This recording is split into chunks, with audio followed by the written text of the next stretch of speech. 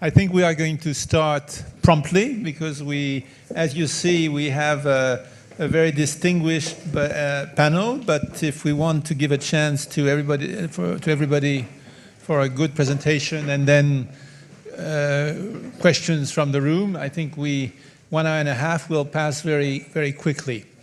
As many of you know, when the Secretary General came into office, he decided to appoint a high-level advisory board on mediation, with a sense that he wanted really to put a focus on prevention, on addressing in a political way conflicts. And that high-level advisory board on mediation, which includes 9 women and 9 men, is a reflection of this high priority of the Secretary General. We are all members of that board here, and I'm going to ask each member to address one question. Each member could address many questions, but then we would have to spend a couple of days. So I will ask each member to address one question. So we will go through the 10 members who are here present, and then we'll open up for questions and a discussion. But I thought that if we started after each presentation with questions, then we would it would be very difficult to manage in the tight time frame we have. And I must add, we're very grateful to the Ministry of Foreign Affairs of Finland for organizing this event, because in a way, part of the role of the board is to draw attention to the importance of mediation, to the importance of politics in addressing conflict. And so having a public event following on the closed session we had with the Secretary General this morning is really a great initiative, and we're very pleased to do that this afternoon. So I will start with President Bachelet, who was the first executive director of UN Women, who was president of Chile, as you know. And we just had an election in Colombia, and Chile played a very important role as one of the accompanying countries in the peace process between Colombia and the FARC. And so I would want to ask President Bachelet what lessons she draws from that experience and how she sees things today. Well, thank you, Jean-Marie. I'm very happy to be here with all my colleagues here and with all the friends.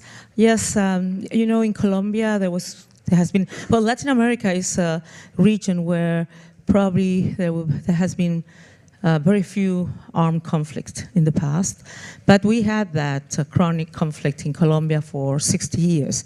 There has been in many governments a lot of different attempts to solve that through military actions, through some peace agreement who did not succeed. Then afterwards again military action, and when President Santos was elected, he decided that the military action would not being successful, he needed to look in another approach, and he started to work with the FARC, the first group that it's working on trying to bring them to a ceasefire first, and then a peace talks and negotiations. And they asked for 2 countries to be the guarantors, and the 2 countries that guaranteed the peace process was Cuba and Norway, and 2 countries who will accompany the process. That they tried to look on countries that could give confidence to both parties, and then for the company countries it was Chile and Venezuela. And the talks were done in Cuba, where the FARC will feel safe and that they will, and the government will okay to go there. So I would say it was very important. Of course, there was a very long process on building confidence, on getting together so they could get into a ceasefire, believing that it was possible, the peace agreement. And that was, it meant a lot of meetings, a lot of conversations, a lot of very honest talks, a lot of audiences with the victims of both parties. And it was very important because there was sort of I would say like a building not only of trust, but also people could see each side and can also ask for forgiveness for the victims and the families of the victims. And afterwards, we went to the signature of the ceasefire. And of course, on the meantime, and during the peace talks, there were moments where fire was not ceased, because that's how it works. Because in many of these groups, they had so many disaggregated groups everywhere, so the leaders would not have the total command on those groups who were living in very separated places. But still there was, I would say, the whole political will and conviction that that was possible, that was necessary, that was the best for the country. So at the end there was a peace, a ceasefire. There was a plebiscite, because the population will have to say if they agree or not on the peace agreement and in the terms of the peace agreement. And the peace agreement included not only the ceasefire, the ending of armament, how they will reinsert in the society, but also how rural areas, who were the poorest in Colombia, will be supported with different plans in terms of the farmers and so on. So then we went to the peace agreement, and that has been working very well. There is this force from the UN, not a military force, but it's a accompanying force. Chile is there with our people too. And this has been working well. But of course, we just have elections, and yesterday were the ballotage, the second round. And the President Duque, who has won, he has said that he wants to review the peace agreement deal. So we hope, the hope that those reviews will be in a prudent way, because it was very important what it was. It was very difficult, but there was goodwill, a lot of advances, and then not advancing, but now it is in the right direction, from my point of view. Now we have the second process, because Colombia had two big guerrillas. One was FARC, the biggest one, and the other one, smaller one, is the National Liberation Army. Now, since last year, we are being in the negotiation with the National Liberation Army. It has been much more difficult. We have had ceasefire, end of ceasefire, but still, and now Chile is a guarantor country with other countries. So we hope that we can have, if we maybe follow the same steps that they were very wise and well thought, I hope Colombia can end with this conflict and be a country who can use all the possibilities to make this country, the poor people of the country, have better welfare, better health condition, education conditions, because there was a time where the budget, 60% of the budget has to go into the military operations. So if we have peace in Colombia, it's not only good for everyone, but also I think many people could really have the development they need. So Chile has always been a country who wants to build bridges and help. And in that case, it was very successful. Other cases has not been so successful, because it depends so much on the parties of the country. If they're willing to do its part, you can help as a country, but it's so important that people in the local level really are willing to do it. Thank you. Thank you, President. And well, we have heard from President Bachelet how a country from Latin America could help another country, and how an outsider in a way can help another country. I'd want to turn to Radhika Coomaraswamy and ask her, in any peace process, women play should play a critical role. But what concrete policies are most likely to help us move beyond the mere inclusion of women in peace processes? What leads to really more effective, more meaningful participation in the outcome? Thank you. Let me just say I was the lead author of that global study on 1325, and we talked to a lot of women around the world. And also the Graduate Institute of Geneva has studied 40 peace processes with this specific issue in mind. So the first two things I have to say is just the mere presence of women, if they don't say a word, makes a difference. It takes away from the boys' club dynamics of the room. And so that's one issue. The second is this Geneva Institute found that the peace processes were 30% more likely to be sustainable if they included women, because women raise some of the more issues of sustainability, such as livelihood and development and those kinds of issues. Now, you asked about practical measures. So the first thing is, you have to get the parties to agree, and if there are often men that don't want women. So then you have to begin with the technical support team of the mediation group. That has to have women, and maybe someone who would also act as a liaison with local women's groups. Then you try to put women mediators on the team. I think that's a must. If it's a UN process, that should be for sure. Women should be on the mediating team. Then I think you have to try and gently ask the parties to put women on the team if they can, and in their technical support teams. So the internal processes, to some extent, have to have women. But also external processes. There should be constant consultation, as in Colombia, with civil society and women, and also where you would have a caucus of women, maybe with the women mediators interacting with women outside. So there have been, if you look at the Colombian process, you look at the Yemen process, there's been a lot been done in the preparatory work. I'm sorry I haven't seen the Mali process, so I can't say, but in most of the, in some of the latest process, there is now best practices which I think can be drawn. But the most crucial thing is there's no doubt about it, the presence of women changes the dynamics and it allows for sustainability of the peace process. Well, thank you. We are discussing really inclusivity there, and we see women, they are half of any society.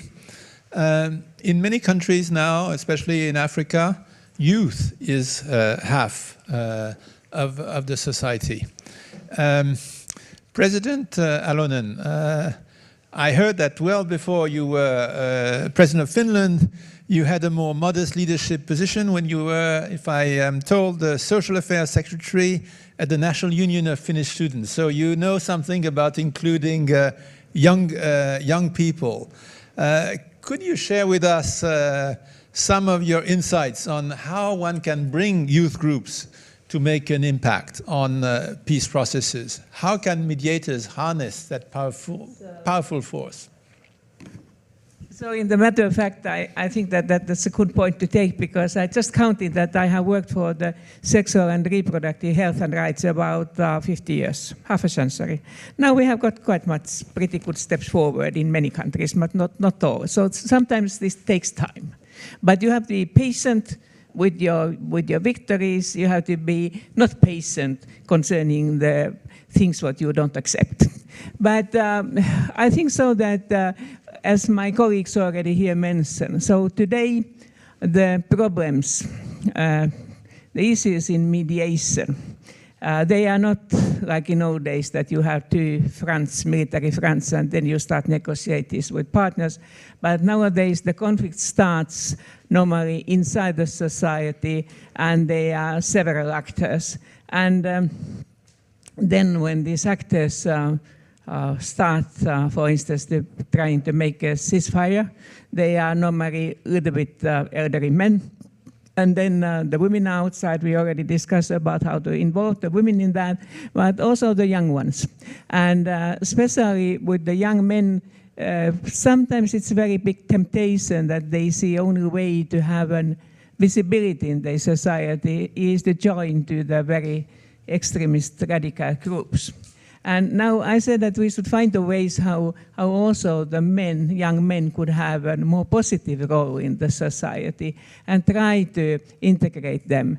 And so I hope so, and my experience from the university student life, but also being a 10 years union lawyer before I became for the 20 years a member of parliament and then the president. So I think so that it's quite fine that we understand that the core of the democratic system is, of course, parliament and election, frank and fair elections. But it's also as important, or sometimes even more, that what happens between the elections and outside of parliament, so that the parliament and the free civil society with the free media, freedom of expression, so that makes a living democratic system. And that's why we try to find the ways, of course, that how the young people, even the youngest one, can have some kind of influence for their opinion in the closest circumstances, in family, heard, And then at schools, universities, working places, NGOs, and now when we have the sustainable development, of course, it's very easy to understand that even the presidents and the prime ministers and governments, parliaments are very welcome, but we cannot implement it fully if we don't get also everybody, enterprises, NGOs, but also every individual involved. And I think that these sustainable development goals have finally helped us to understand that we have to see the modern society and activate our members. That we are just in the beginning, try to find a way that how to involve youth more in UN process, but UN has already the youth envoys and representation, and I think that that's a good way to start. But nobody has denied us to do the same at the national level, regional level, at schools and everywhere. And I think that we have here in Finland also some very positive experiences on that. That young people are ready to be active members of the society, and so we try to continue and keep them active even when they are no more young. Thank you. Well, we're going to go from Finland to Singapore. Noeleen Heyzer is from Singapore, and you have enormous experience in the region, Asia and the Pacific, where very often there is a certain degree of nervousness, anxiety about the UN engagement on peace and security issues. And well, you have been involved in a number of crises in the region, so it would be very interesting to hear your advice on how the high-level board members can helpfully engage in that part of the world, and what kind of network should international mediators and peacemakers make greater use of. Thank you very much. It's a real pleasure for me to be here. Let me just say that when we think of Asia, one has a tendency to see it as a bastion of peace in a troubled world in so many ways. But one of the major conflicts in Asia, of course, is kind of Afghanistan. And of course, we have tensions in North Korea and so on and so forth. But more is to understand the nature of conflict, peace and security issues that affect most states and most countries in Asia. And these are subnational conflicts, and they are also intercommunal tensions where identity politics have emerged, especially through the mobilization by some of the state actors when they are trying to consolidate their power. And given all that, the issue of sovereignty and not wanting to internationalize conflict is a major issue. And therefore, when it comes to engaging the UN, there is always that kind of tension. But at the same time, it is not true that Asia doesn't look for look for actors that can be trusted and where they have confidence. And a very good example is actually here in Helsinki itself with the Aceh peace process, where former President Ahtisaari played a major role in bringing together very difficult situation, 30 years of war between Indonesia and the Free Aceh movement. And he managed, after the tsunami, to bring them, of all things, in January of 2005, one of their coldest winters. And I don't think they would have been very serious. You know, if they were not serious, they wouldn't have come in to negotiate. But he had certain principles of engagement, which kept them very much at the table. And I think his quote was that no agreement before all agreements, and so that nobody can actually play up to their constituency. I think that is major. But how do we engage other actors? I think we need to understand the evolution of the peace and security architecture in the region at this current moment. And there are three areas that, or three interacting architecture that we can engage with as mediators and also as advisors and also as a UN. One is the ASEAN has developed what is called the security community. And here, it is very interesting that when they talk of a security community, much the same way as the ASEAN Economic Community, they're talking about a comprehensive security approach that brings together the politics, the political reality, the social reality, and economic reality, looking very much at the root causes of what stability must mean, and the closing of development gaps, the addressing of inequalities have been very much on the agenda. And therefore, it is an opportunity for the UN to use the Sustainable Development Goals and the sustainable agenda that many of the countries are interested in to engage with that. Secondly, there is the ASEAN Regional Forum that looks at some of the regional security issues, from non-traditional security threats to the issues of trafficking, to the issues of military, civilian engagement, and so on. And this ASEAN Regional Forum doesn't just involve the ASEAN members. There are actually 27 members, which includes the 10 ASEAN countries, the 10 dialogue partners, and 7 other countries. So it is a very comprehensive regional architecture that can be used. And thirdly, the issue of the Bali process. When it's very difficult, I mean, the track 1.5 is being used, where the Bali process, co-chaired by Australia and Indonesia, have brought together a major discussion on the issue of trafficking, of drugs, of arms, and of human beings. Now, having said that, I would also go one step further and say that whilst we engage with regional organizations, we should not forget civil society and the women's groups, precisely because they are so active at the community level, and the need to actually engage them, precisely because the nature of conflict is such today that we can't just be state-centric. I think we need to be able to engage a variety of other partners. And therefore, I think the whole discussion of involving youth, involving women and civil society would be absolutely critical. Thank you very much. I'm going to turn to Ramtane Lamamra. You have been Commissioner for Peace and Security of the African Union, Foreign Minister of Algeria. Now you are an envoy of the African Union as well as a member of this board.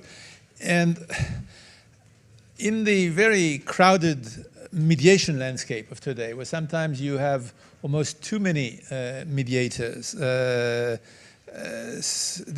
we see many conflicts where there are several mediators engaging with the parties, and sometimes in a disorganized, sometimes in a competitive, contradictory way. So you have experience of various peace processes. How can we make the best of that plethora of mediators?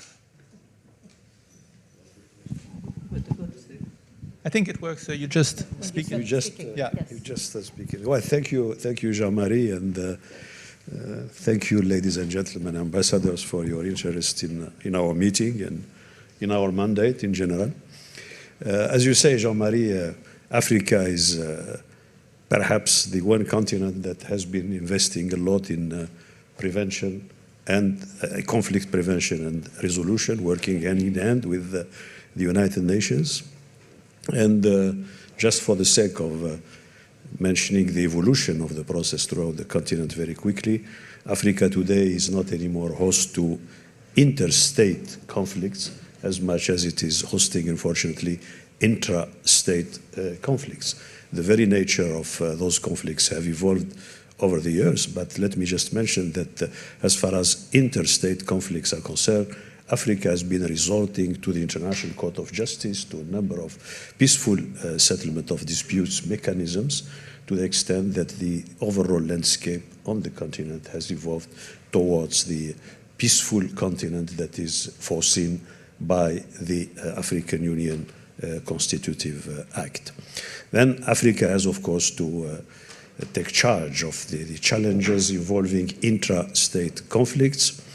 The intra-state conflicts, one can look at them through the necessity of a balance between the center and the periphery. It has to do with the distribution of wealth. It has to do with the relationship between majority and minority, and also between the equation between unity and diversity.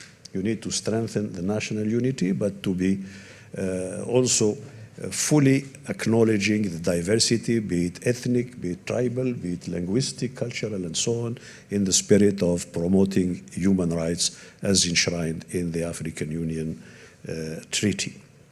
But now, and I think reference has been made this morning to the case of Mali in our meeting, because it is one of the most pressing issues on the agenda of both the African Union and the United Nations. I believe that in the case of Mali, we are witnessing sort of a hybrid conflict, because it is indeed a domestic conflict, but it involves a number of issues. You have intra-communal conflicts, you have inter-communal conflicts, you have problems between majority and minority, you have also conflicts between legal entities and illegal entities represented by terrorist groups, by criminal economy, people, large-scale drug, narcotic, in general, smuggling. And you have a number of trans-border crimes that are part of the landscape in the northern part of Mali in particular. So, obviously, this attracts a lot of interest on the part of the international community, and you do have many international organizations as well as individual states who are interested in contributing their share in bringing about lasting solution to this kind of conflicts. As far as the African modus operandi itself is concerned, usually there is a focus on the need to have close cooperation between the continental organization, the African Union, the regional economic community, and also to work with the United Nations and to some other organizations, La Francophonie in some cases, the Organization of Islamic Cooperation, and the European Union being one of the key partners of the African Union. So usually you end up with a large team of mediators, facilitators, depending on the nature of the international intervention that is required, in addition to the involvement of key players from the region, because if that is not the case, there is a likelihood of having some potential spoilers to the process, and you need to have everybody on board. In the case of Mali, I think at the request of the president of Mali, Ibrahim Boubacar Keïta, but also with the consent of the political military movements, Algeria offered to host the negotiations, and all the countries and organizations that have been mandated by their own respective organizations to offer their mediation accepted to work within one international mediating team led by Algeria. So it took 6 months of preparation to put together the team, and also to encourage the Malians themselves to organize themselves and to sign on statements accepting the rules of the game. And that is full respect for the Constitution of Mali, for its independence, its territorial integrity, as the necessary common ground for the negotiation to be launched. Then, of course, the mediation team accepted to work as one, to have one spokesperson, and to accept also one venue. So the preparation lasted for 6 months, the negotiation for 9 months. We end up with an agreement with four pillars, and we are in the process of implementing that agreement.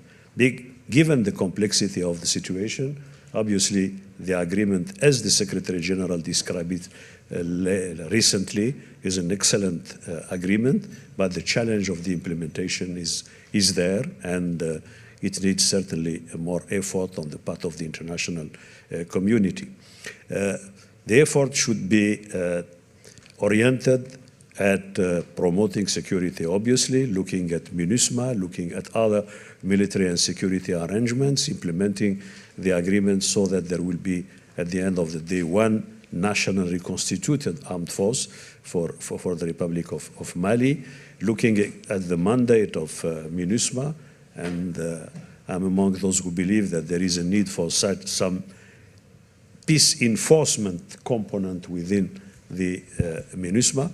But above all, I think the economic development part of it is extremely important. There is a need to offer to the youth throughout the northern part of Mali and beyond some reasons to believe that there is a decent way of making a living instead of being tempted by the offers, by the drug smugglers and by the terrorists. There is a need, therefore, to win the hearts of minds of the people. So it is not just implementing a legal agreement as comprehensive as it may be, as generous as it may be, but you need to have on the ground significant effort by the Republic of Mali itself, but given, of course, the limited resources that it has to mobilize, there is a need for the international community to contribute very significantly and very generously.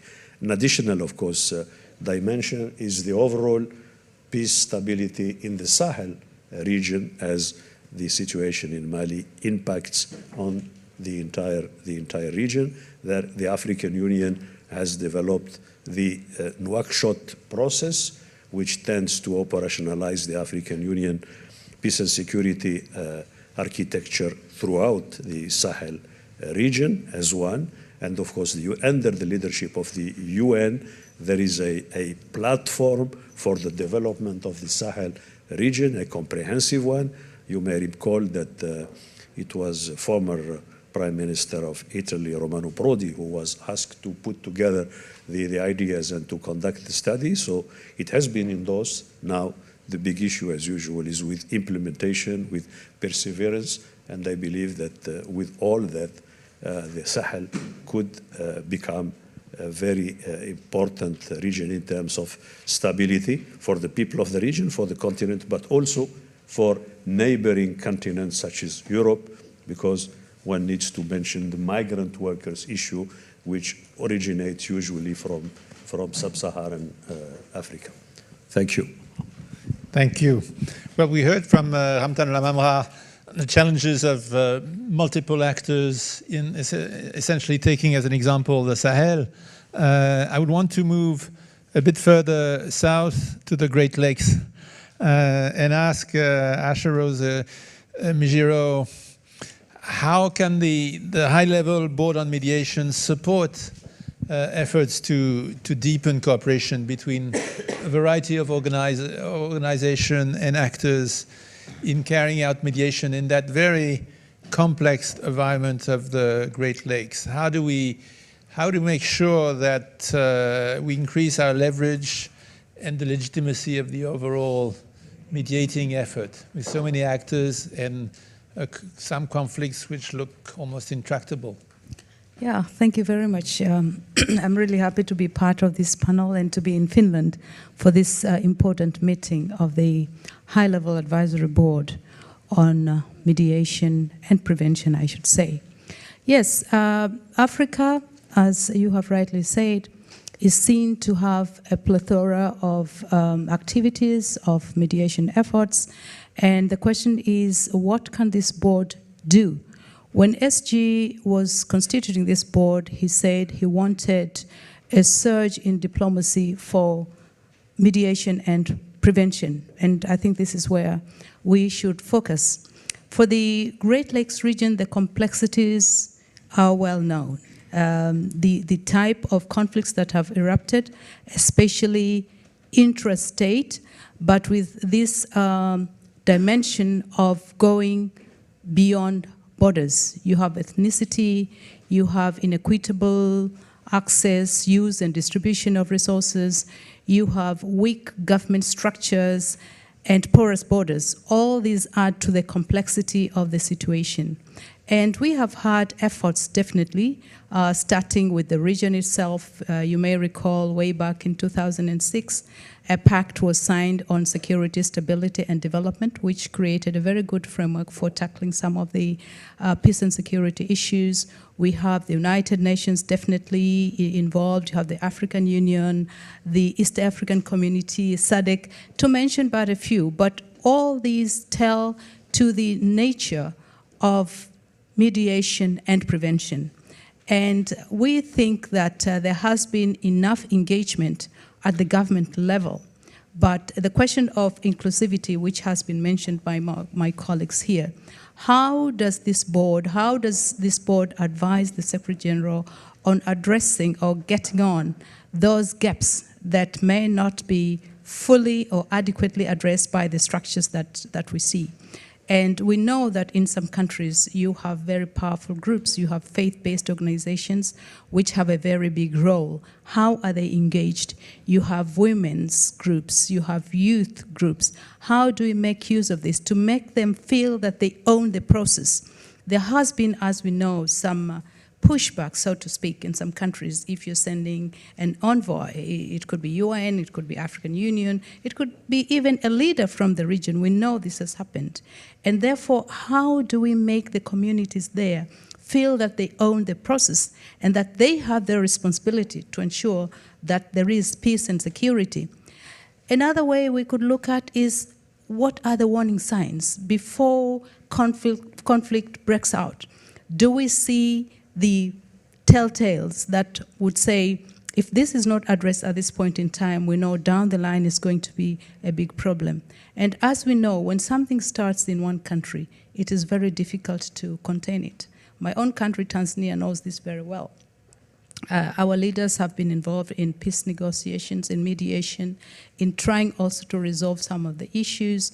We know that we have issues of porous borders. So in countries where the government is not very strong, you see groups running from one country to another, complicating situations in their own countries of origin, but also in the host countries. So how can we make use of the structures that exist at the community level to ensure that we reach to people who would always say, this is the fate of our country, it has to be in our own hands? And I think one of the things that this board could do, definitely working with others, is to identify ways of engaging communities or groups or organizations that are not fully in the mainstream, so that we make the whole question of mediation and prevention something that can be taken, so to speak, bottom up.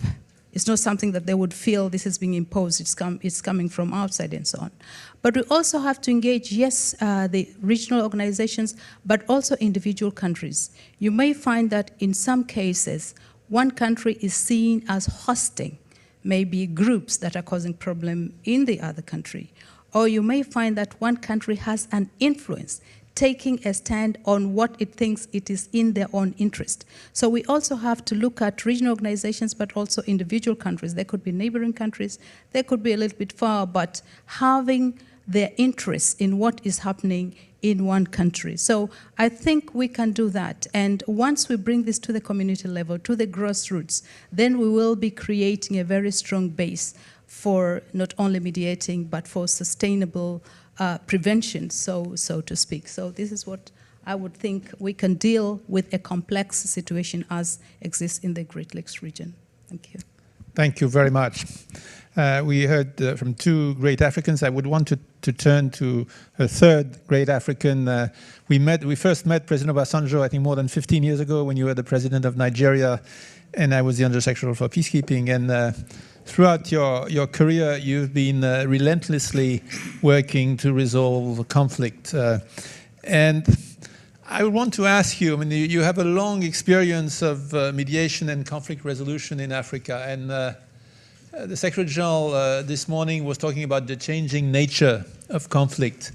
And so I think we ought to all be very interested in hearing from you whether you see the challenges of today as new in any way. I mean, what are the differences that we can see today, and how can we collectively address them? What's different between the time when we first met and what you see now? Well, thank you very much. Yes, I believe that the challenges of today are not much different from the challenges of yesteryears. But of course, the old saying goes that a stitch in time saves nine. And what seems to be happening is that where we have not stitched in time, they become messier, they become hybrid, and they become hydra-headed. Let me illustrate that with one or two places. When the problem of South Sudan started in 2013, the AU stepped in with a commission of inquiry, and I had the honor of being the chair of that commission of inquiry. And we were dealing essentially with two groups, the government group and those who have moved away from SPLM. They call themselves SPLM in opposition. Now, today, we are not dealing with just two groups. We are dealing with probably 20 militias, the military, the government, the SPLM in opposition, and even the Equatorial Group have come in. And so the basic problem of how do you get unity, inclusion, and get everybody involved in the government of South Sudan and feel that they have a stake in the government, that they have, they are part and parcel, still is the basic problem. But it has developed into hybrid and hydra-headed. You can take even the Malian problem. It has taken the same sort of way. So it's not really that we are dealing with a new problem per se. It is, as the saying goes in my part of the world, that when a matter stays too long on the ground, it gets wiser. And when it gets wiser, it gets more difficult to resolve. But having said that, and we heard earlier that our problems or challenges in Africa are mainly intrastate. But there's another issue that is coming in, which may be regarded as somewhat new. Democracy is something that we are all trying to ensure its sustainability, its relevance, and its growth in Africa. And elections, which is one very significant measure of how democratic a country is, or what is the progress of democracy, which we are trying to achieve in Africa, and we are trying to look for instruments and measures for ensuring fair, free, and credible elections. And electronics becomes one good instrument of ensuring that when we go into elections, we will have reasonably fair, free, and credible election. Now, it's becoming a problem. We have seen in Kenya, where as a result of the use or misuse or abuse of electronics, election has to be cancelled after decision has been given by the Independent Electoral Commission. It delayed the use of electronics, delayed election in Liberia for more than 1 month. It nearly led to the cancellation of election again in Sierra Leone. Now, this has now become a new aspect of our challenge, and we have to deal with it because electronics, which should be a good servant to serve us in terms of getting free, fair, and credible election, is now becoming a very bad master, leading to cancellation of elections and indecisive election, and we must deal with this. But how do we deal with all this? I think my colleagues have mentioned we have to devise 3 areas. What can be dealt with at the grassroots level? And in most African countries, the issue of mediation, the issue of reconciliation has long-standing traditional ways of dealing with them. But then there is the new UN and international elite system. Some may be too low or too high for the grassroots and too low for the elite system. Maybe we need to find a medium whereby we can deal with these challenges without reverting to the elite system of mediation at the UN or even at the AU level, but maybe at the national, bilateral, or regional economic community level. And then, of course, in addition to using the traditional level, the traditional method, but remembering that youth, women, and elders and religious leaders also matter in the way of dealing with this. Thank you. Thank you very much. Roza Otunbayeva, I mean, you have been president of your country. You played a decisive role at a very critical moment. So you understand very well the role of leadership and leaders in crisis, but you also stress the importance of community-level efforts. I quote you when you say, I believe that the change should start at the community level. And so I think we will all be very interested in hearing from you what precisely can be done at that community level to sustain peace and to prevent the outbreak of conflict. Thank you very much.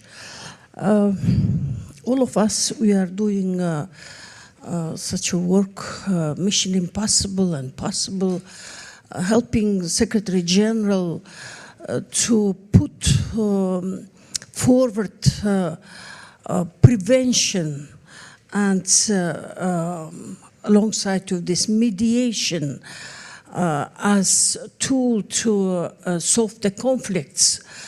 Because in order to put down conflicts, you need a horrible amount of money, and prevention costs much, much less. And this is the goal of all of us. We've been recently at the United Nations big meeting, General Assembly, in fact, which was called on this topic, sustaining peace, peace building. And Secretary General, he was trying to raise the toll of peace building fund up to 500 million per annum, rather than 250 million today. So would you imagine how much money would be saved and will go for development goals? Because conflicts are in developing world, right, mostly. And development needs today a lot of resources. And if people got in conflict, then for sure all the money will be just they will go, it will be waste of money. In other words, this work on the ground level, this is fundamental. This is the main work which we do, and especially in my country after the conflict which took place 2010. So the last 8 years, we worked out such schemes and instruments to work with all the strats of society, with youth, women, elderly.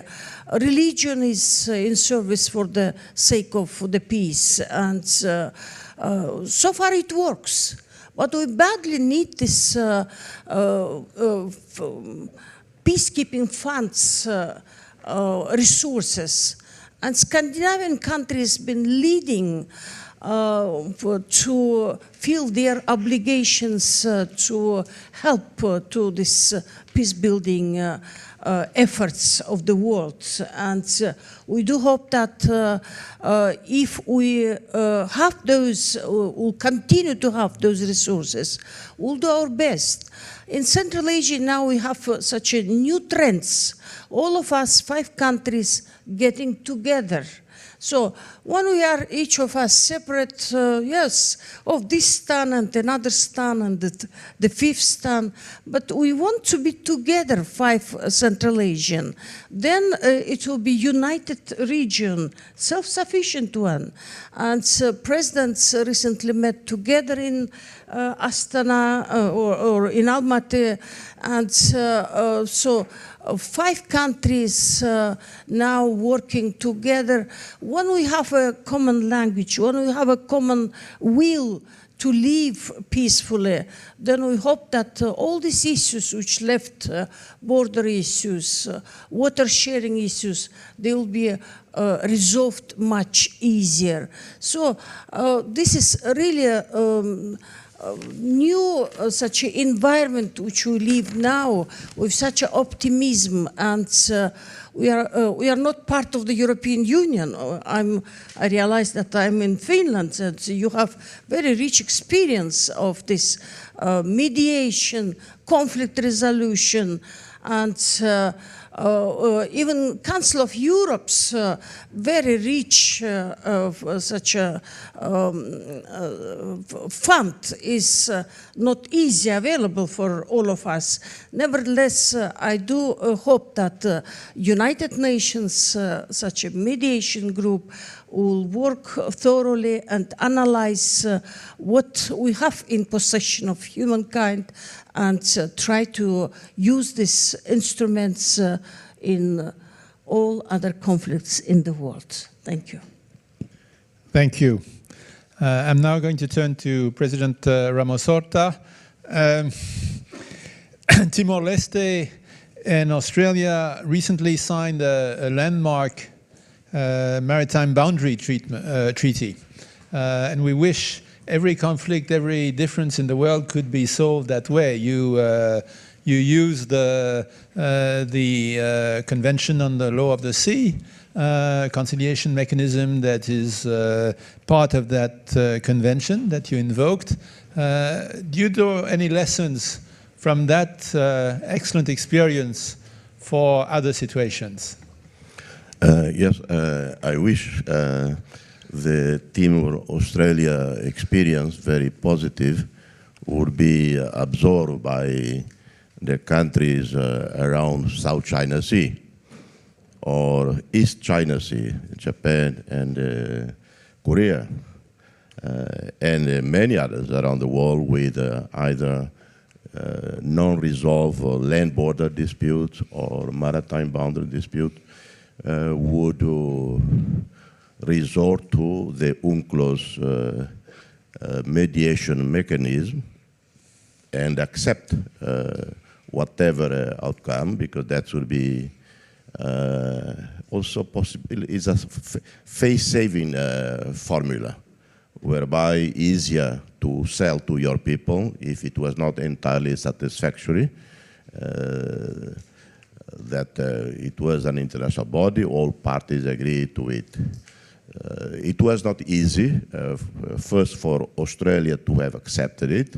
Australia never accepted, never contemplated beginning negotiations with Timor-Leste on the maritime, a permanent maritime boundary. In the beginning, in 2002, we were in extremely dependent, precarious financial conditions. So we agreed initially on a pragmatic arrangement. Rather than focusing on a permanent maritime boundary, we went first for resource sharing agreement, by which on day one of independence, we signed an agreement with Australia, whereby we agree on the resource sharing in a big oil and gas field called Bayu Undan, whereby we got 90% of the revenues. Australia got 10%, but the pipeline went to Australia. We postponed discussion on a maritime boundary. A few years ago, we opened a discussion on the maritime boundary by resorting to the UNCLOS mechanism. All parties agree on the commission, outstanding commission. The chair of it was the Danish ambassador to India. Before that, he was in New York with the UN. Another member, someone I knew from my early years at the UN, Ambassador Koroma of Sierra Leone, who later went to ICJ in The Hague.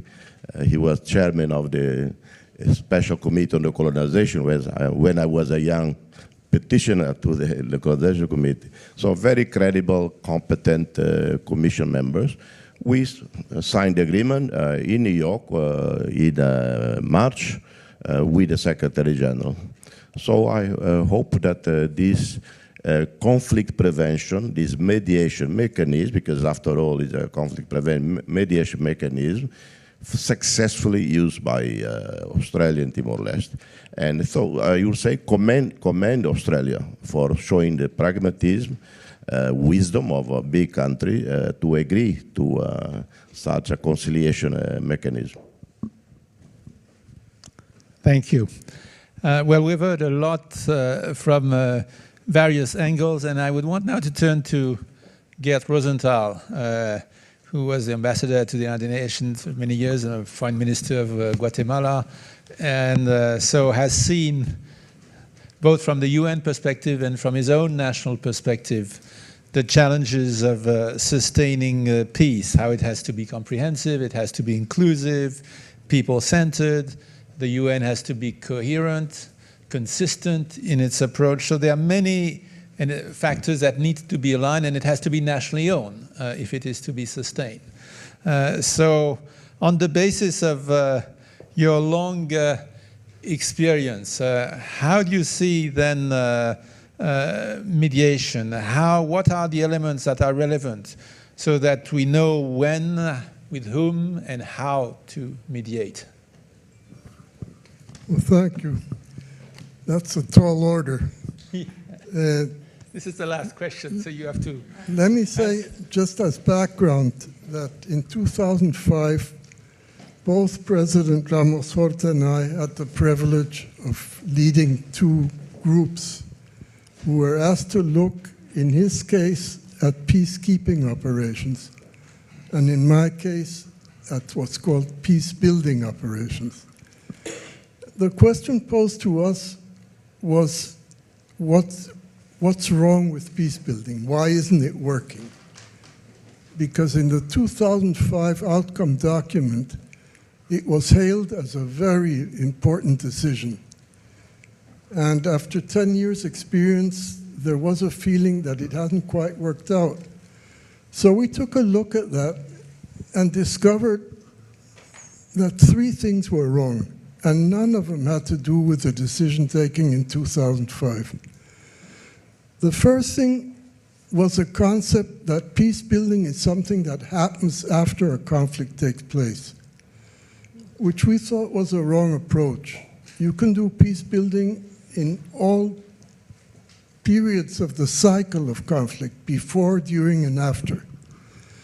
The second thing that was wrong with it, and probably the most important thing that was wrong with it, is that the United Nations is a very fragmented organization where the Security Council deals with peace and security, the General Assembly deals with development issues and human rights, I might add. And today, the idea, the common sense idea of peace building involves all of them. And in a fragmented organization, if you're talking of peace building, you have to get them to work together. That's a second important idea. And the third idea is ownership. The UN cannot impose peace. It can help, it can accompany the governments or the parties in conflict. Those are 3 simple ideas, 3 common sense ideas, which we gave him a name. We called it sustaining peace instead of peace building. And the underlying idea, the central underlying idea, is that the United Nations should dedicate much more effort to preventing conflict than to dealing with conflict once it breaks out. And luckily, that idea was accepted by the General Assembly and the Security Council in 2016 in an important resolution. So we have a conceptual framework in which mediation, theoretically at least, gains a much more important role than historically.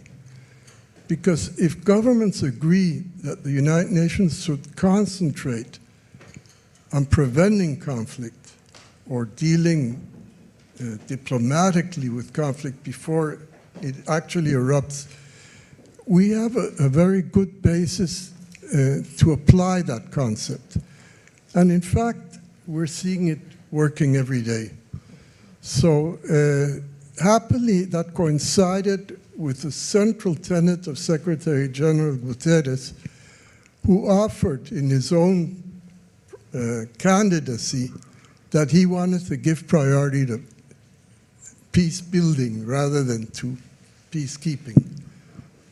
That's the history of the term. Thank you very much. I'm going to stand up so that I can see you as I take questions. I'm not going to try to summarize the many issues that have been addressed, so I'm just going first to take questions very quickly. Yes. And please, each of you, maybe you identify yourself for the audience. And we are all aware of... take the microphone, mate. Sorry. Yes, we are all aware of the role that history, even very ancient history, plays in fostering conflict and hampering efforts at conflict resolution. And often history is misused or even abused by the media and irresponsible politicians without the consent of the historians concerned, but who have been just unable to stop it. So with this experience, and I'm speaking both as a historian and former foreign minister, we asked ourselves here in Finland, what could we do to turn this the other way around? What could historians do to contribute to conflict prevention and conflict resolution? So we convened 3 years ago a meeting of historians here, and we were addressed by Martti Ahtisaari, recalling the numerous occasions on which history had played a negative role in his efforts at mediation. And at that meeting we established the NGO Historians Without Borders in Finland. And we have, I would say, most of the history professors in our country are members and so on. But we also wanted to make this an international initiative. So we convened the conference on use and abuse of history 2 years ago. And at the end of that conference, took a resolution to establish the International Network of Historians Without Borders. It is a very shoestring operation at present. We have a small office here, 2 people at the office. But I think that we have been able to mobilize interest and the resources of the history researchers community. I have had personally meetings in over 20 countries, Europe and elsewhere in Asia, in Africa, North America, with historians who have all welcomed this initiative. And one thing which we have done here is we have had already 2 meetings of a historical dialogue with historians from Ukraine and Russia coming together. And we are continuing with this. And we hope to start the similar kind of history dialogues also elsewhere in conflict regions. We hope to establish a roster of historians who would be available as experts or commission members in mediation efforts. And remember also that once, even if a peace agreement is achieved, the history that you have left unaddressed can return to haunt you. And therefore, I think that the role of historians continues to be very important in this respect. So this is just an idea. I want to give you, some of you are very well aware of this initiative, so that we are available also. We don't expect that historians can solve conflicts, no, but we do expect that we can give a positive contribution to conflict prevention and resolution. Thank you. Thank you very much. I think in mediation, in a way, the first step is not to arrive at a common narrative that would be too ambitious, but at least compatible narratives. And historians can certainly play a big role in that. But I'm reminded French philosopher Ernest Renan who said a nation has to remember a lot and to forget a lot. And I would add, and to remember it forgot. But so this is a big part of negotiation and mediation. I think you had raised your hand.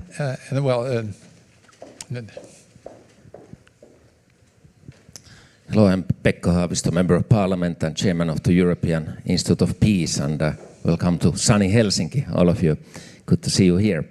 I actually have 2 parts in my question, and I have been President Obasanjo sleeping at your sofa at some time when the Abuja talks were ongoing on Darfur issue, and you had a very strong personal involvement and really pushed the negotiation going on. I was that time representing the European Union in those negotiations. But actually I have two questions.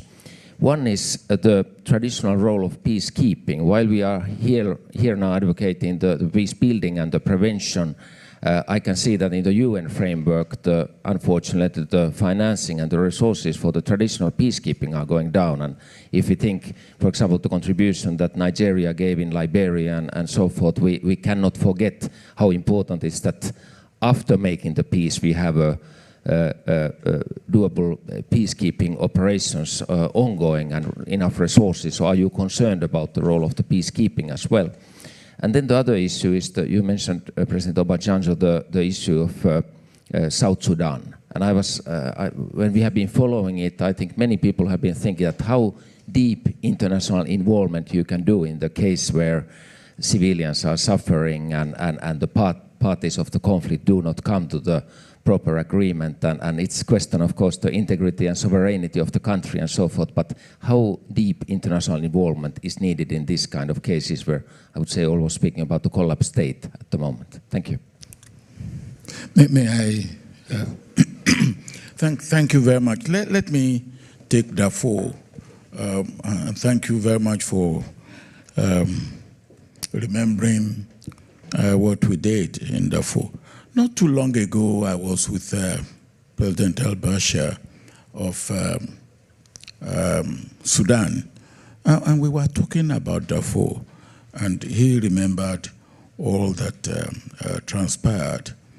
And he said to me, we were also talking about Libya, and he said to me that, look, some people are now trying to solve the problem of Libya and have decided to leave Sudan out. And all the problem that Sudan is going through in Darfur came from Libya. How can they do that? And how can they think that they will find solution to the problem of Libya without input from Sudan? That, of course, gives you another aspect which makes it necessary when you talk about history. It's history in the past and history in not so far in the past. And I believe, of course, history too will depend on who is telling the story. So it has to be history that is objective in such a way. So that is the issue of Darfur, and I believe that we still will not be able to get solution in Darfur until we are able to get all the countries around Darfur involved: Libya, Sudan, Chad, and Central African Republic. Now let me come to South Sudan. I was in South Sudan about 2 weeks ago, and I was invited by the President Salva Kiir, and I spent 3.5 hours with him. And I said to him that, look, the problem, he was concerned about the fact that America is now withdrawing aid and all that. And I said, look, not only America, others too will withdraw aid because you do not seem to be solving your problem. So I sat with him and I said, look, there are 4 aspects of your problem, and let us take them one by one. One is peace and security. The other one is political. The other one is economic.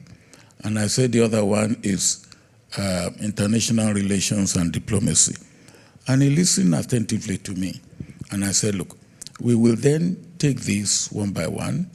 We will have symposium and workshop, and then we will come up with a comprehensive solution. And over a period of 2 years, we will go on. After I had left, and I said, look, let me have your view. He sent to me and said, no, we are not interested in all that that you want to do. We are interested in having good relationship with America. And I don't know how Salva Kiir will have good relationship with America without dealing with the basic problem of inclusiveness, of leadership, of good governance, of making every South Sudanese feel part and parcel of South Sudan. And he's going frantically now for a dialogue. And I asked him, what is the purpose of this dialogue? He said, so that we can have an election. And I said, look, you know what the result of the election will be? He said he knows. I said, you will contest the election, you will win. And the other side will not accept. So why do you have to spend money on this? Because you know it.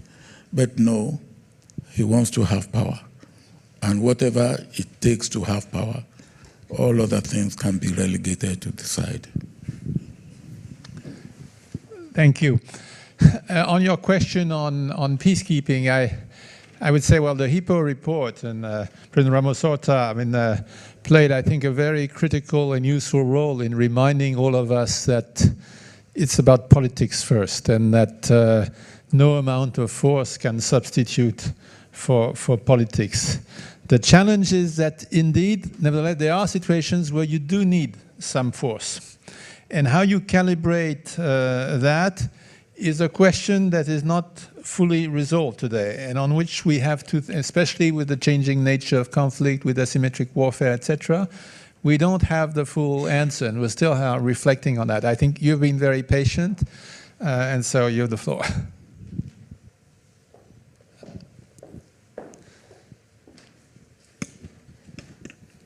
Señora Presidenta Bachelet, con gran honor, quiero expresar mi más alegría que podría verla aquí en Helsinki y por su atención especial. Now the question. I have 4 questions. Can you identify yourself as? Ambassador of Islamic Republic of Iran. I was ambassador to Chile before. I present my credential to Su Excelencia Presidenta Bachelet. First of all, about the Latin American countries. Venezuela is a case that the people are suffering internally and externally from the, every point of view. The second is Middle East. The Syrian and Yemen are suffering of. The people, the civil people are suffering. And there is any initiation, anything that you can do for them is emergent. Every people are dying of hunger. There should be some solution. The other things from Africa point of view, the Polisario issue, what is the solution? Thank you very much.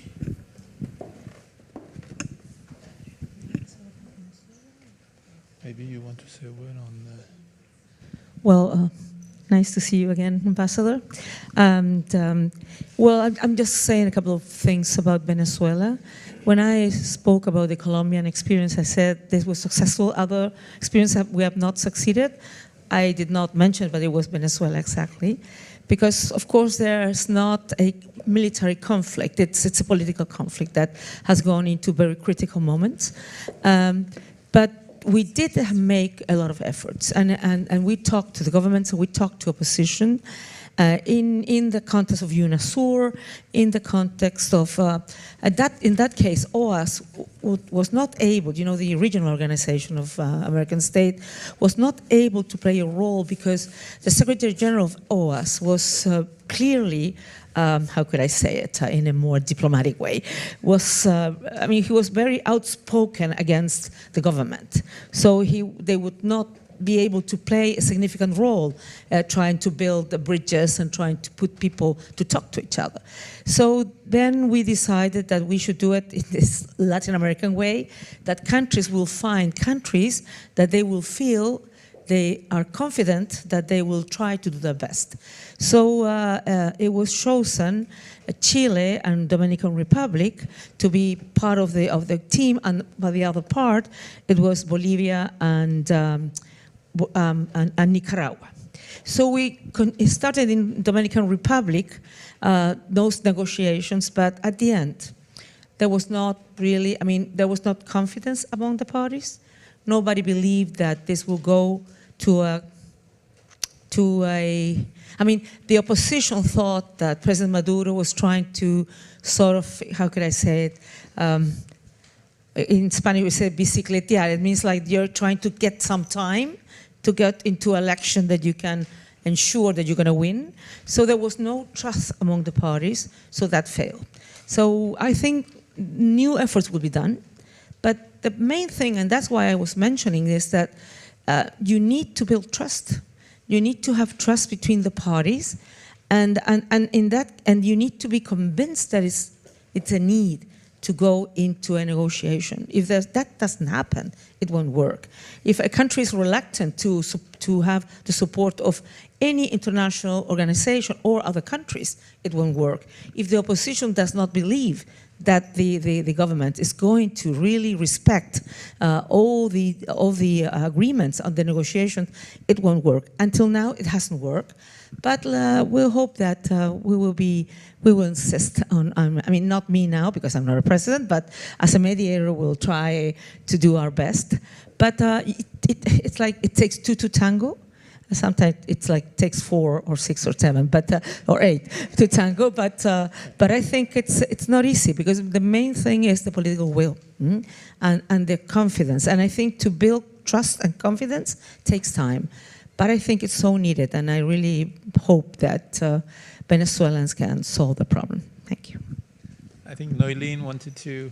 Yes, very quickly, I thought I should respond to the issue of history and how important that is, especially in the current situation that we have in the Rakhine state in Myanmar. And it's the interpretation, who controls the narrative.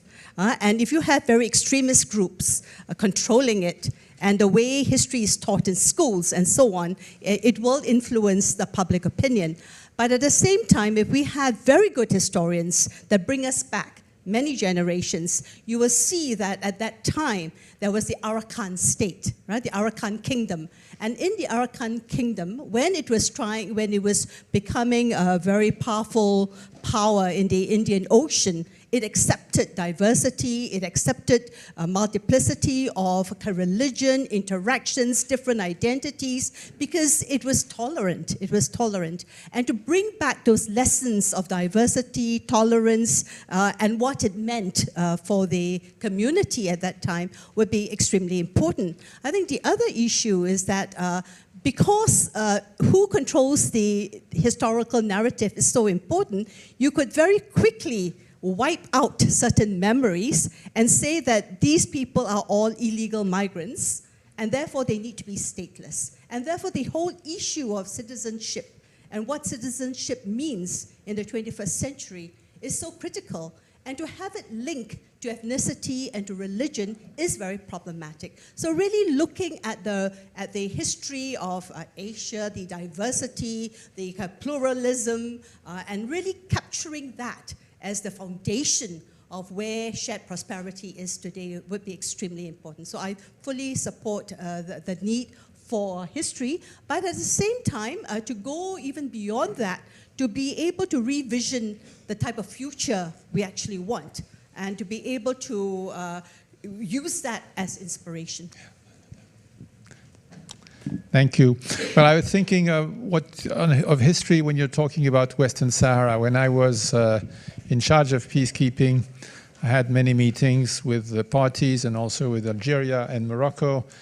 And I felt there were two narratives. You didn't think they were talking about the same conflict, that there are narratives that are very different. And so the question of coming to terms on a partially shared understanding of history is of the essence.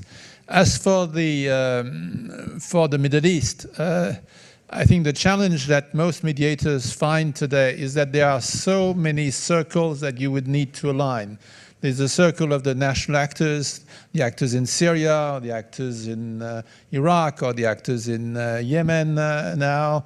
There's the regional issue of the tension between your country and Saudi Arabia, and how that regional framework can become a peaceful framework, and then the tensions at the global level.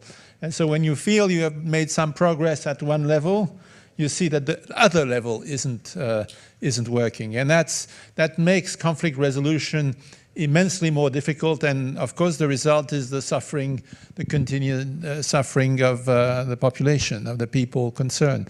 But we need to hear from the youth. This morning we were discussing also how the youth can be included in peace processes, so we'll be very interested in hearing your view. Oh, thank you, first of all, for giving me the floor. I'm Jonna Jundura, and this year I'm the youth delegate of Finland. Unfortunately, I didn't really have a curriculum to showcase. I haven't been part of massive peace negotiations. I'm trying to graduate as a medical student, actually. But what I am is that I'm part of the biggest generation of youth that the world has known. Now, today, more than 50%, 50, of the world population is under 30. We see that we play a massive role when it comes to conflicts in general, but what we also see that we don't really have a role when it comes to negotiations? I'm going to be quite concise in my question. We really need help. We need help to kind of mainstream the discussion on youth rights which happens at the UN, because what happens at the moment, it doesn't really have any power. We are there at the third committee. Youth rights are not discussed in Geneva, where the rest of the youth rights are discussed. We have the resolution 2250, but we don't really see a lot of implementation. So my question to you, as part of this generation, is that how can you help us to bring our voice forward for more sustainable peace? Thank you. Who wants to answer? President Halonen first? Yeah. Okay. Yeah. Well, that is a very important question. And I had to take this up about 3 years ago, where for Africa, I got the OAU, the AU rather, to agree to the May getting about 600 youth from Africa. We had a 2-day meeting before the AU summit opened. And between 1 o'clock and 3 o'clock on the first day of the AU meeting, which is lunchtime for the AU leaders, they agreed to listen while they are having their lunch to the outcome of the 2-day meeting of the youth. And that was for the first time African youth confronted their leaders about what they wanted from their leaders, what they wanted from the private sector, what they wanted from the civil society, and what they are ready to give to their own societies for their own participation. Now, it was so successful that the African leaders said they want to be doing this once every 2 years. The point is that unless you get the ears of your leaders, they may not know what you want to do and what you want for yourself and how they can help you. And it is opening the door or making space for that interaction to take place. And we have that in AU. I believe you can have it at less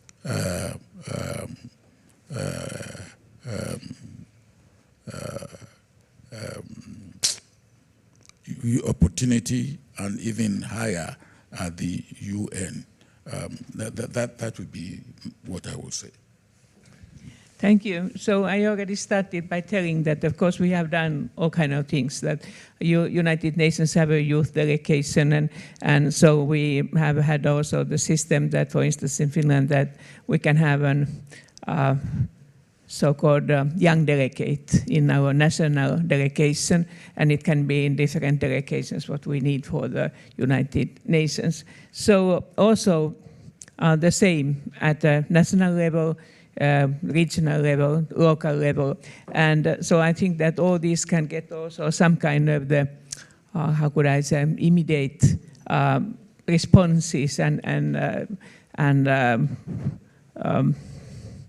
adding that what could we do today. But then I think also that it's very important that we train people since childhood to live in the society where people have right to have a different kind of opinions. And then they also learn how to have a mediation between each other. I mean, at the same level, because then you also train people to become active in the society without coming desperate immediately if the things are not going through. But I think that this is a whole society process in such a way that you have to have a freedom of expression, you have to have a possibility to become heard, but also understand that the others perhaps not accept all your opinions. But all in all, I hope so that we can continue this kind of the system, which is both horizontal but also vertical, because sometimes the reforms take time, but we can speed up it. And I think that you see here a lot of people with gray hair and a little bit less gray hair. And so we can tell that sometimes the youth radicalism, what many of us have done years ago. So we noticed that luckily we didn't pass all those what we demanded, but it was a good training anyway to do what we are doing today. But in that way, I think that the first thing is to be active with yourself in the place where you are working. But I know that you and some others here, what we have invited here, you have already a very broad, good experience acting both in national but also international level. But then I think that we should also look at the national parliaments, for instance, or national municipalities or the local authorities, that how well the young ones can be represented. And it's depending quite much also the election system. So the International Parliamentarian Union has shown very well that it depends on the election system whether the different kind of the minorities can be represented. And when you mentioned quite correctly that you are already a slight majority of this population of the world. So looking forward, dear ladies and gentlemen, it might be a good idea to think the election system in such a way, because then we can keep also our right to vote when we are, when you are at my age. Because all ages are needed, of course, but the young ones has a special duty because you will live longer. I think Radhika and then Michelle Bachelet, and then we come to go to the next and probably last question, close to last question. My incarnations at the UN, of course, I was the special representative on children in armed conflict. And so one big area of my mandate was child soldiers, who then grew up to be youth. And the UN, in the beginning, we just assumed the youth would do what we say. So when the conflict ended, we just demobilized them, taught them certain trades which we thought they would like to do, which is basically sewing and, including men, and making motor cars and this kind of thing. And so one day I went to Nepal when we had separated, and now they were youth. They join as children, but when they leave, they're youth. And they were furious with you, and they said, what do you treat? We don't want to do this. We don't want to be, we want to be soldiers, half of them said, because that's what we've been trained. The other half said, we want to be computers, we want to be foreign ministers. You're teaching us how to make spare parts. So I think it's so important to listen to young people when we plan UN programs for young people, because we assume you train everybody in all these things, and basically treating them of a certain class, of a certain prejudices are also being brought in when we do those programs, you see? So I just wanted to tell you that anecdote from... National or international politics has been mainly adult and men. So women have had the same problem as young people. Now it's improving, but still have a long way to go. And even though I'm not young anymore, because I feel youth is also a matter of passion, of feeling things for it. I have invented a term, accumulative youth. So I feel that I'm an accumulated young person. But having said that, politics also, it's about power. So if you want to give voice to the young people, to women, you are willing to share power, to give power. So you need to convince people that that's the best thing to do, that will be helpful for them, for their decision making, to do the best the decision they can have. But you know what, when I was at UN Women, one girl told me, I don't want to be sitting at the table. I want to be able to design the table where I want to be sitting at. So to put conditions, not like, no, today we feel generous, so we're going to listen to you guys. No, it's like the right thing, also be real part, because it's not only about listening, It's about really, really listening and taking those issues into consideration. Sometimes you're not going to be able, as Tarja was saying, to accept all what is said, because otherwise you cannot, or maybe young people can be very ambitious, but it's not possible, and so on. But I think the UN now, and we have long discussion today in the morning, it's really clear, and this group is really clear on the importance of youth. But I think the most important thing is that youth organization, to be involved in politics. And I'm not saying to be part of a political party, but to be involved on the issues, the causes of politics, because that means you can discuss on the same, and at the level of the discussions where decisions are being made. So to help organize and empower young people, I think that's the best thing to do all over the world, because we need empower people so they can really participate, they can have great opinions, and they can make a difference. And just a second for the historian. Unfortunately, because even though I feel young in my heart, history has shown that some things have changed, but on another way, very little things have changed.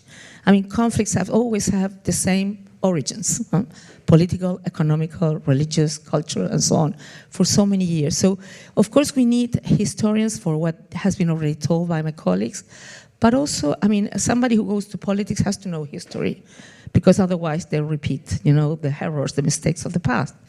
So I think it's so important what you're doing. It will help us as mediators, and will help many people to see how things were in the past, how they were solved, what didn't work, and also who was responsible for what. And I think that's a great job you can do. Thank you. Well, this is the World Cup, and we are playing over time. And we know that's the most interesting part, but we can't do it for too long. So one question in the back there. You had a question, no? But he had a question. Can we do it together? Okay, you can do it together, sure. Okay. I'm Ambassador of South Africa, Carmen Schmidt. In my limited time on working in conflict resolution, there's a couple of things that I would like to ask you. When the time period we give people to negotiate and the type of agreements that we come out with, don't you think that sometimes we force them into areas when they're not ready? And that is might be the reason why. Like, you might force them to have this agreement, then go build a government, build political parties, go to elections. Is elections a means to an end in conflict resolution? And then lastly, sanctions. It was a particular issue in the SADC region when we dealt with the Zimbabwean issue. Sanctions, does it actually assist with conflict resolution, or does it worsen it? Actually, the last one is the ICC. The ICC and how it's utilized while negotiations is going on sometimes can pose to be problematic. What could be an alternative to those two sanctions and ICC? Then might be possibilities to do conflict mediation and resolution differently. Thank you. Who wants to answer that? Excellent question. Well, there are several questions. There's one on the... Ramtane, you want to say a word? Question. Obviously, the time factor is important in any negotiation process. You cannot let interested parties drag on and on and on. So the mediators have to set a framework, and though they have to be very patient, they have to collect views from all interested parties, but at a certain point they have to move from the role of facilitators to that of mediators, and therefore they have to put on the table some concrete ideas to bridge the gap that exists between the parties. Otherwise, I think there are parties who may think that being involved in a negotiation process is an end in itself, and that, of course, the international community cannot afford to accept that. Coming to the sanction, I think it's like referring to a nuclear arsenal. It's better to keep it as a threat rather than to use the sanctions, because you run the risk to create a counterproductive situation for the achievements of the objectives that you have. But here again, at a certain point, perhaps that some kind of sanctions would be needed. Let's take, for instance, the 5 years ago there was a negotiation in Madagascar about their very domestic issue, elections, democratization, and so on and so forth. Well, the African Union identified not less than 109 people whom, in the judgment of the African Union, were obstructing the recourse to elections and the solution to the problem at hand. So they put them on a list of people to whom visas will not be granted, and those people felt at a certain point that indeed that was very harmful to their interest, because they needed to travel, they needed, so I believe that they came to realize that they should better be part of the solution than remain part of the problem. So sanctions, when they are properly studied and carefully implemented to those who deserve to be sanctioned that way, I think can be also tool that mediators can resort to. They should not be abused.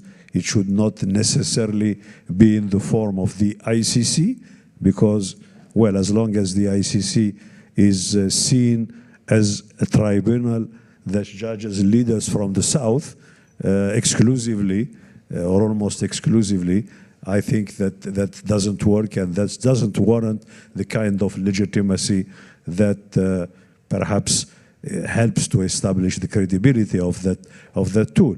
But there are a variety of ways, let's say incentives and disincentives, that can help to move forward in a given process. But Chief Obasanjo can add something. If I may just add to the issue of ICC, since African leaders have taken the stand that they had taken over the issue of ICC, we have also been looking for alternatives. And one alternative is actually going on in Senegal, the one that is trying Hassan Habre, the former leader of Chad. It's using the law of Senegal amended by the National Assembly of Senegal to deal with that issue. And even for South Sudan, it has been recommended that an hybrid court should be established to deal with the issue in South Sudan, rather than go to ICC. So there are alternatives that Africa itself is put in place, and is putting in place instead of ICC. Radhika, you want to say something very quickly, because I think we're going to have to wrap up soon. I just want to say on the issue of sanctions, of course, South Africa was a country which I think sanctions worked in your fight against apartheid. But I think just one case of the threat of sanctions rather than the use of it, even in the most remotest areas, when I was Children in an Armed Conflict Special Representative, I went 2 hours into the Central African Republic to meet one of the warlords. And informed him that he was on a Security Council list for sanctions. And I thought to myself, why would he care? But he actually did care. Because in the future, he expected to be the leader of the Central African Republic, even though now he was a warlord. And he released 640 children to us within 6 months of that negotiation. So the threat of sanctions, and wherever I go with the children in armed conflict, they would always ask, would this mean if we release the children, we can't be indicted under the ICC for child recruitment? Because as you know, the first case before the ICC was on child recruitment. And in every place I went, the rebel groups especially would ask that question. If we give the children, does that preclude us from ever being indicted by that? So there is, the threat of sanctions does work, even in these kinds of situations, not governments. And the second issue is, of course, there's a difference between political punishment and legal punishment. And the ICC has an independent prosecutor, so you have to have jurisdiction and all that. You know, sometimes most countries have not signed. You can't be prosecuted under the ICC unless you've signed the ICC. So it's not part of the negotiations. You have to have signed the agreement. So the other alternative is to have hybrid courts, and there are all other mechanisms. But the ICC is based on consent, and very few people remember that. Unless there are other questions in the room, but I think we should. You didn't ask your question?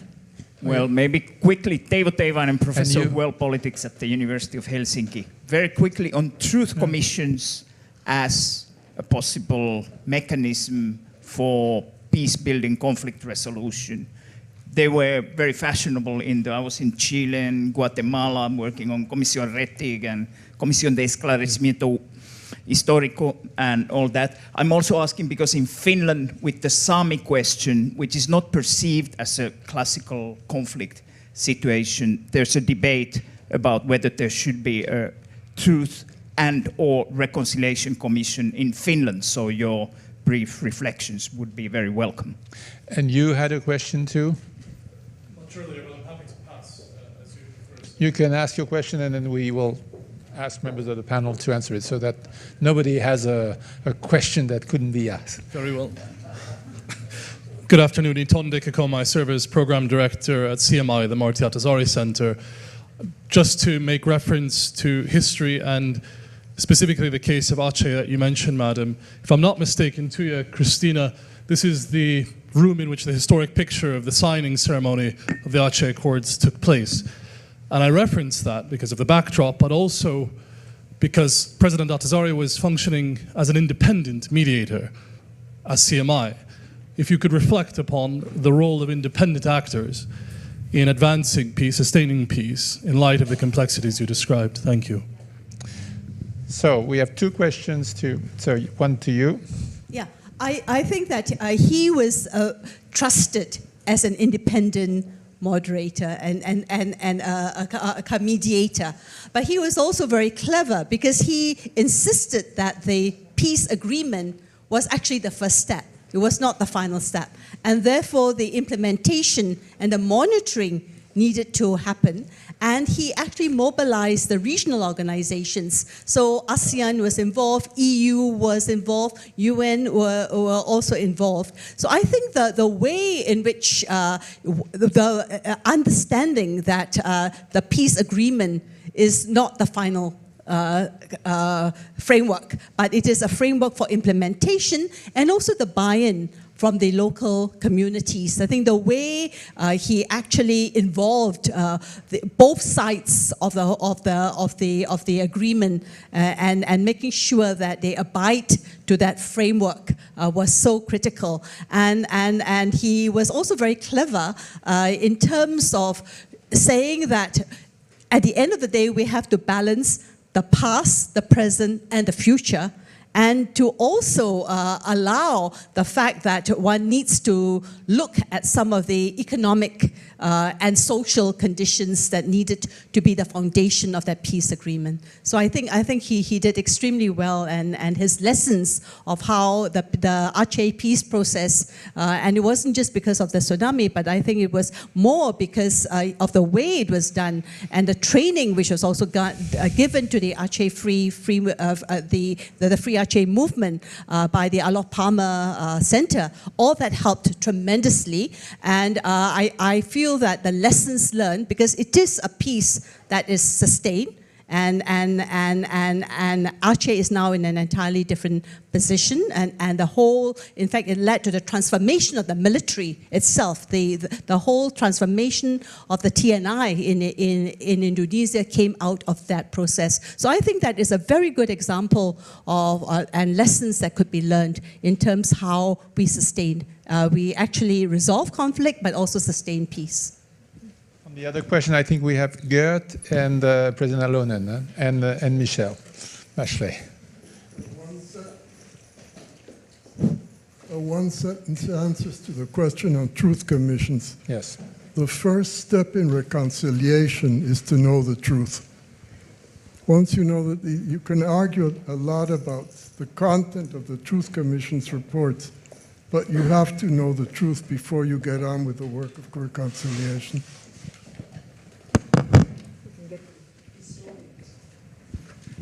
So I would also ask, give the response more concerning this Truth Commission. So Professor Teivainen and I, we are coming from the country, from Finland, where the civil war happened 100 years ago, and it has taken almost 100 years that before we have been ready to discuss about what happened. So sometimes it takes time before the people can see even the historian that how it has happened. But I think that what the United Nations could do is to report and document more thoroughly all those peace processes and truth commissions and so what has happened, because we should learn about the successes but also those which were not successes in order to find the way how we could treat these questions, because civil wars and such kind of the conflicts what seem to be, sorry to say, more and more common today than it was in the past times. So we should know that what are the reasons how they happened, but also how it was possible to come out. And for instance, even it has taken so terribly long time in Finland to discuss about this old civil war. So we succeeded to become more unanimous because our eastern neighbor, because when you have somebody who is outside in making the revenge difficulties, so you have to unite. But I mean that this is the bad way to unite. You should be also voluntarily eager to unite. And that's why my answer will be to this kind of the truth commissions, that you all who have had such kind of things, you should be active, try to document it and to tell it also for the future, if not to give the responses, but to tell what has happened, that we could learn about this and how to recover. Well, I'm a medical doctor, so I would say that, as Gert mentioned, a wound would not be healed if it's not clean. And clean means that you know what's going on, what happened, and that means, and it's also a healing process for the victims, their families, but it's also a process for the ones who were responsible in one way or another, in one part or another, to take responsibility, but also to commit that that kind of things will never happen in your society again. So I think it's a process, not only individual healing, but also as a collective healing, and it's necessary. Of course, it can have differences between one country to another. After Chile's process, South Africa made their own, adjusting it to its own situation, its own history, culture, etc. But so you could find another way, because we also had other kinds of commissions, military civilian commissions who would discuss about what happened more politically and so on, and then the Radhika commission that you mentioned, that was more about the families that were being there. I was there too because I was a victim. My father died in prison and we were in jail. So I think it is really important, because also the whole country knows the truth, and they take responsibility for it. Roza, and then really we have to end. Right. I want to express my appreciation to Mr. Kimmo Kiljunen, who was head of International Inquiry Commission done in 2010. It's not exactly what you're asking probably, but because I'm in Finland, I want to say that you have such a people who've been who has done honest, objective, important work for my nation, and as a result of this commission inquiry, and it was so many voices that not let them come to the country. And this commission was first ever in the post-Soviet space, because no other countries let to come to such an international inquiry. So, and Kimmo Kiljunen, he has built such a very reputable, highly reputable commission. And as a result of this commission, we have this so far 8 years long peace. And of course, not everyone appreciates this commission works is always complicated, but this is real serious work which is base for today's peace in my country. Well, I think what you say is just another illustration of what I think we all felt this afternoon, which it was not just members of a board sharing this experience. It was a kind of brainstorming between all of us. It was a very lively session, and I think it reflects the commitment of Finland, of the government of Finland, I would say of the people of Finland, on the issue of mediation. So we're very grateful to the government of Finland for hosting this advisory board and then organizing this event this afternoon, and thank you all.